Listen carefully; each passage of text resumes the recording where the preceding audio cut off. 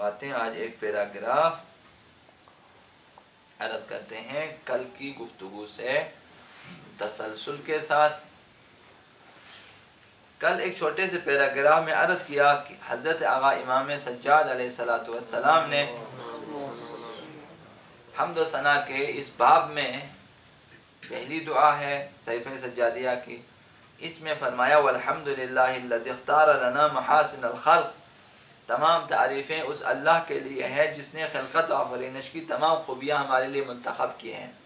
ساری خوبیاں ہمارے اندر رکھ دی ہیں اور پاک و پاکیزہ رزق کا سلسلہ ہمارے لیے جاری کیا ہے. اہل بیت کے لیے مخصوص رزق ہیں خدا متعال کی جانب سے پاک و پاکیزہ، اور تمام مخلوقات پر برتری عطا کی ہے. خدا نے اپنی قدرت سے اہل بیت کو فضیلت دی ہے، برتری دی ہے، اور تمام کائنات خدا کی قدرت سے زیر فرمان اہل بیت ہیں.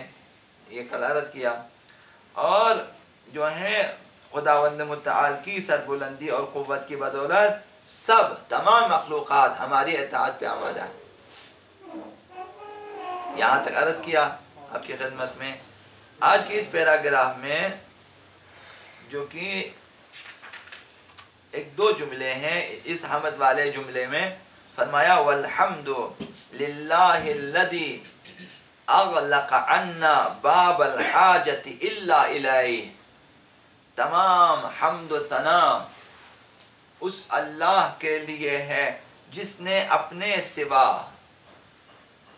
طلب و حاجت کا ہر دروازہ ہمارے لیے بند کر دیا ہے. یعنی ہمیں کسی کا محتاج قرار نہیں دیا ہے. ہمیں صرف اپنا جو ہے اپنے محتاج رکھا خدا نے. اپنے علاوہ باقی ہر کسی کے سلسلے میں حاجت کے دروازے ہمارے لیے بند کر دیے ہیں. یعنی ہم کسی کے محتاج نہیں ہیں. تو فَكَيْفَ نُطِيقُ حَمْدَهُ. تو جب صرف محتاج ہیں خدا کے، اس احتیاج و حاجت و احتیاج کے ہوتے ہوئے کیسے اس کی حمد کر سکتے ہیں؟ کیسے ہم اس کی حمد و ثنا کے جو ہے اس ذمہ داری کو جو ہے ہم پوری کر سکتے ہیں؟ کیسے ہم عہدہ برآ ہو سکتے ہیں اس سلسلے میں، جبکہ خدا نے اس قدر ہمیں عنایت کیا ہے، اس قدر فضیلتیں ہمیں دی ہیں. ہمیں صرف اپنا محتاج اپنے اور کسی کے محتاج نہیں رکھتے. امام فرماتے ہیں کیف نطیق حمدہ، کیسے ہم میں یہ طاقت ہو کہ ہم خدا کی حمد و ثنا کر سکیں. ام متی نؤدی شکرہ، اور کب ہم اس کا شکر ادا کر سکتے ہیں؟ چونکہ مخلوقات کی نسبت اہل بیت کو زیادہ فضیلتیں اور نعمتیں دی ہے. جب مخلوقات میں سے کوئی خدا کی حمد نہیں کر سکتا، جنہیں نسبتاً کم فضیلت ہو، اہل بیت کو تو سب سے زیادہ فضیلتیں دی ہیں. اہل بیت فرماتے ہیں ہم کیسے خدا کا شکر ادا کریں، کیسے اس کی جو ہے شکر گزاری کے عہدے کو مکمل کریں، پورے کریں. فرمایا لا متا، ہم خدا کے حق کے شکر ادا نہیں کر سکتے، ہم حق کے ثنا ادا نہیں کر. خدا نے بہت ساری چیزیں دی، اس کے مقابلے میں ہماری حمد و ثنا کم ہے. اہل بیت کا استغفار، اہل بیت کی مناجاتیں اس سلسلے میں ہیں. قصور کی وجہ سے، کمی کی وجہ سے. خدایا جس قدر بھی خود آگے شکر کے باب میں آپ پڑھیں گے کہ خدایا کیسے شکر کروں. جب بھی میں شکر کروں تو ایک اور شکر واجب ہو جاتی ہے، کیونکہ یہ توفیق تو نے دی، یہ نعمت تو نے دی. جب اس کے ایک اور شکر واجب ہے، ہر شکر پہ ایک شکر کم ہے، کیسے شکر کر سکتا.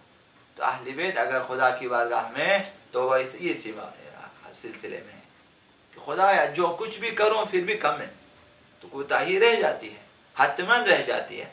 تو لہذا اہل بیت پھر بھی جب دیکھتے ہیں کوتاہی ہے، معافی مانگ لیتے ہیں خدا سے، بخشش، خدا معاف کرے. ادا نہیں ہو سکتا. اگلے جملے میں فرماتے والحمد للہ الذی رکب فینا آلات البسط. حمد و ثنا اس خدا کے لیے جس نے ہمارے جسموں میں پھیلنے والے اعصاب قرار دیے. انسانوں میں اہل بیت کا علم دیکھیں، اعصاب کا علم ہے پھیلنے والے اعصاب، وجعل لنا ادوات القبض، اور سمٹنے والے عضلات ترتیب دیے ہمارے جسموں میں.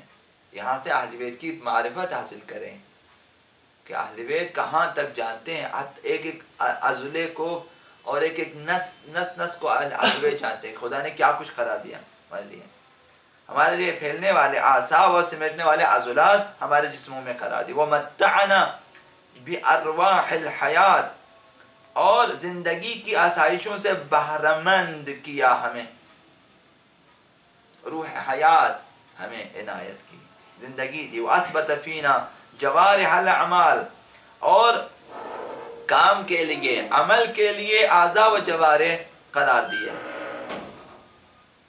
تمام اعضاء و جوارح کام کے لیے ہیں، عمل کے لیے ہیں، محنت کے لیے ہیں، سونے کے لیے نہیں ہے.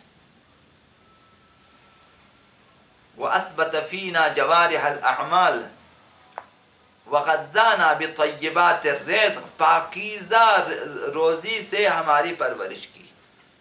خدا متعال نے سب کو پاکیزہ رزق دی.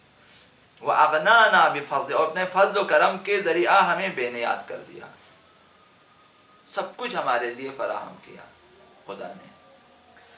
اور وَأَقْنَانَا بِمَنِّهِ، اور اپنے لطف و احسان سے ہمیں سرمایہ بخشا، نعمتوں کا سرمایہ، بغیر کسی درخواست کے. ہم نے کب درخواست کی خدا سے؟ خدا نے اس سے پہلے کہ ہم درخواست کریں سب کچھ دے عنایت فرما ہمارے لیے. بہترین ماں، بہترین باپ، بہترین خانوادہ، بہترین اب ماحول، بہترین اب زندگی، خلاصہ بہت ساری چیزیں پہلے سے دی ہے. بہترین غذا، ہم نے دودھ کی فرمائش کب کی تھی؟ خدا نے پہلے سے ہی تیار کیا، وہاں کسی نے. نعمتوں کا سرمایہ بخشا ہمیں اس نے. ثم امرنا لیختبر طاعتنا، یہ سب کچھ دے کر، عضلات بھی دیے ہیں ہمارے لیے، اعصاب بھی دیے ہیں ہمارے لیے، پھر پاکیزہ رزق و روزی بھی فراہم کی. اب تلاش کرنا ہمارا کام ہے.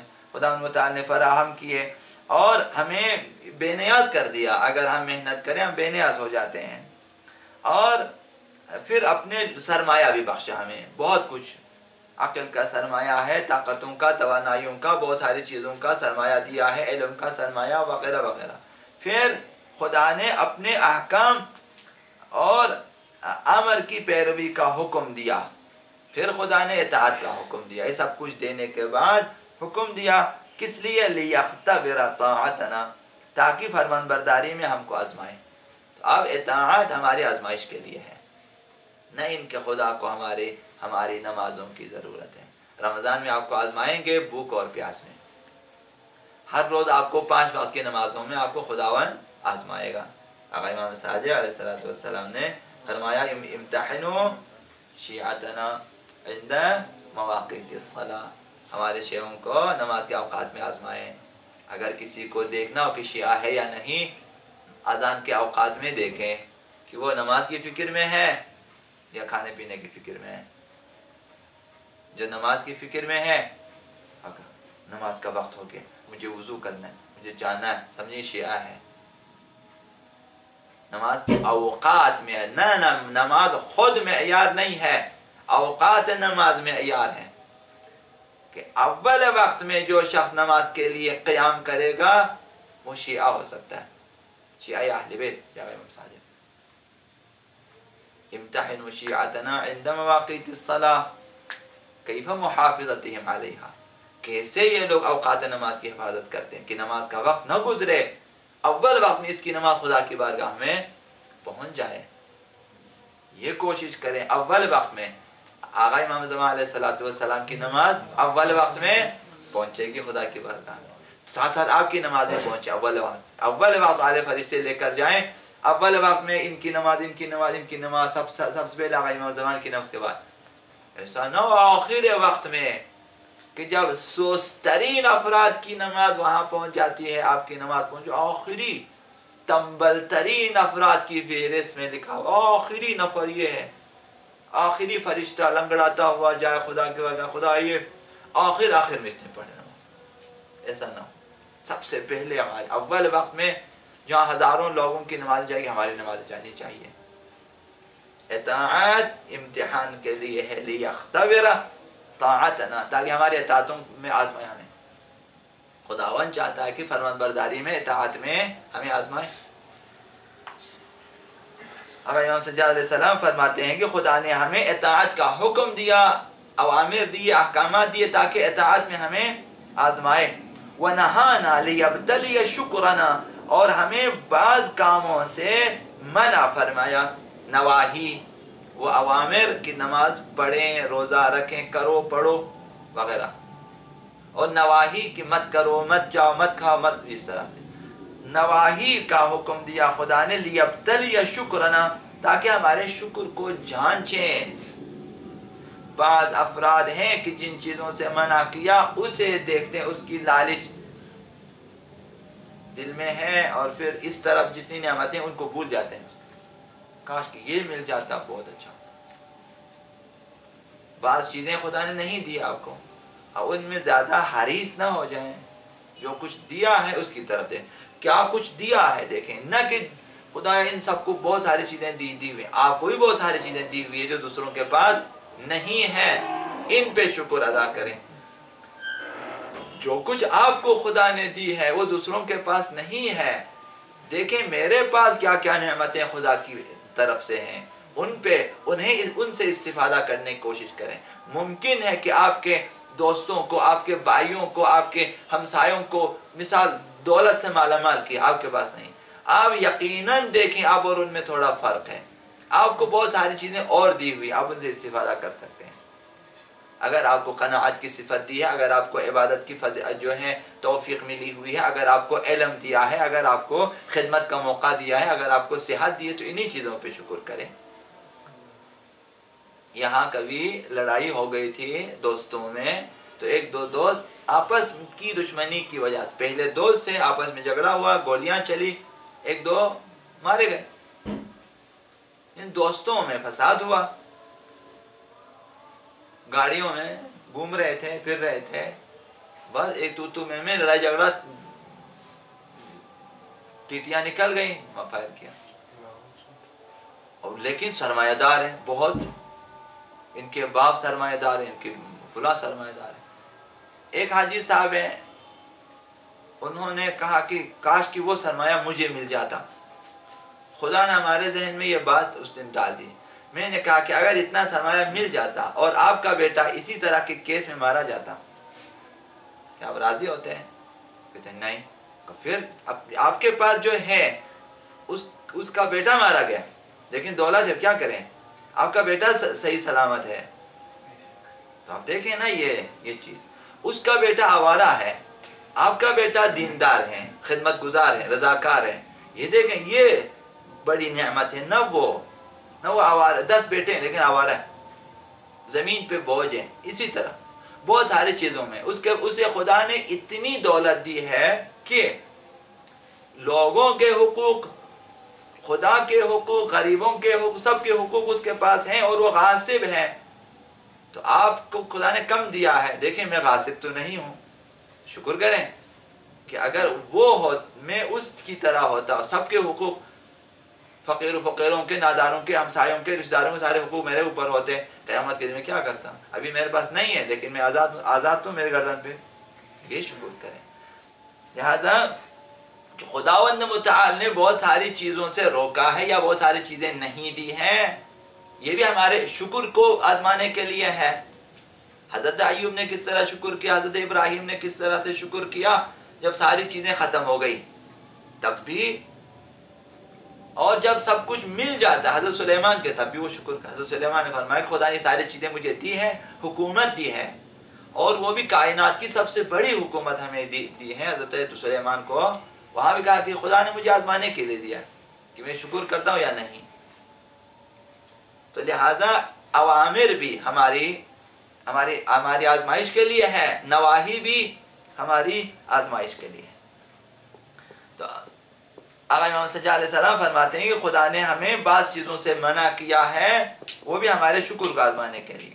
فَخَالَفْنَا عَنْ طَرِيقِ أَمْرِهِ، مگر ہم نے اس کے حکم کی راہ سے انحراف کیا۔ فخالفنا، ہم نے مخالفت کی اس کے حکم کی راہ میں، ان طریق امر، جہاں امر کیا، حکم دیا، ہم نے وہاں مخالفت کی.